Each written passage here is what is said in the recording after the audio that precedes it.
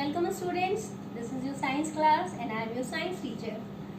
Today we are going to start the third chapter in science and it is from physics component. Do not forget physics component. The name of the chapter is motion and measurement of distances. Motion and measurement of distances. You can find it on page number 95 in your science book. Page number 95 in your science book. So, what is motion? Think and tell. What is motion? You move.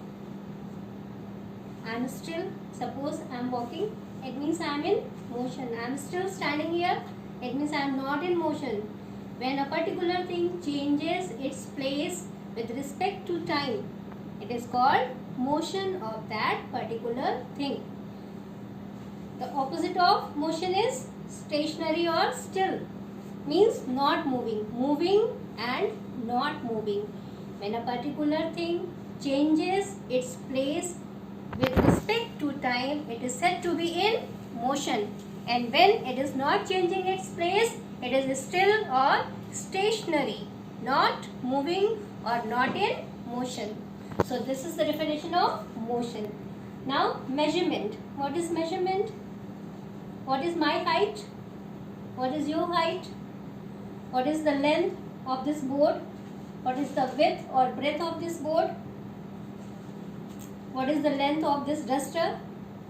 This is measurement. When we compare an unknown length or quantity with a known or standard quantity, it is called measurement. It is called measurement. You do not know the length of this duster. But when we measure it with a measuring tape or a measuring ruler, then we come to know what is the exact length of this duster. So this is called measurement. We are comparing unknown quantity with a known quantity.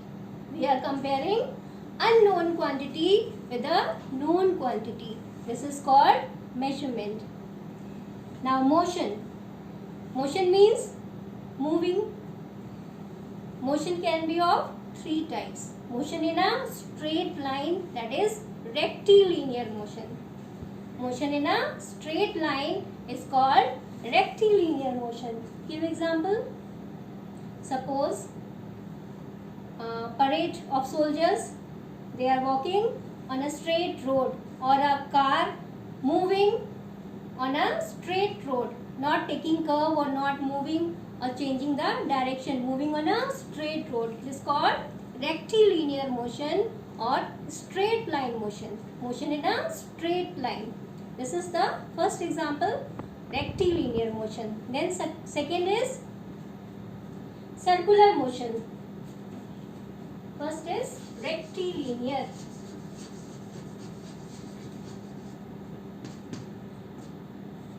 Motion in a straight line. Second is circular.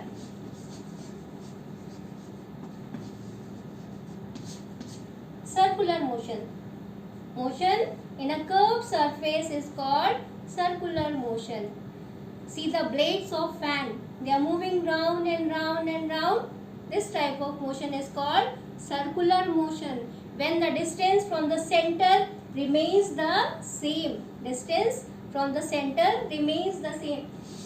Suppose this is circular motion, this is center, this distance will always remain the same. This is circular motion. Example, the blades of a moving fan. Okay. The third type is periodic motion. The motion that is said with the time. The motion that repeats itself after a particular time is called periodic motion. Like you can say the hands of clock, the figure arm or the minute arm comes after a definite time, after a fixed time on the same number. So this is periodic time motion. The motion that repeats itself after a fixed time, after a particular time is called periodic motion. Example can be the hands of a moving clock. They are repeating their motion at fixed time, fixed intervals of time. So this type of motion is called periodic motion. Swing. When you sit on swing, it goes forward and then backward, again forward, then comes to its mean position and backward. So this is periodic motion. What is motion? When something is changing its place in with respect to time, it is said to be in motion. It is not still. The three types of motion: first, rectilinear, motion in straight line. Second, circular, the motion on a curved path with the distance from the center remaining the same. And the third is periodic motion, the motion that repeats itself after a particular time, after a fixed time. Okay, measurement, the comparison between unknown and known quantity is called measurement. So, page number 95, you have to read the chapter, go through the chapter, and today's work is you have to draw the diagram. I am telling you the figure. Figure 10.12, figure 10.13 and figure 10.14. Okay, so which figures you have to draw? Figure 10.12, figure 10.13 and figure 10.14 in your science copy on the left hand side with pencil in the physics section. In which section? Physics section. Another heading is, what is the standard unit of measurement? How can you measure anything? If you do not have the scale, if you do not have the measuring tape, how will you measure? How will you measure?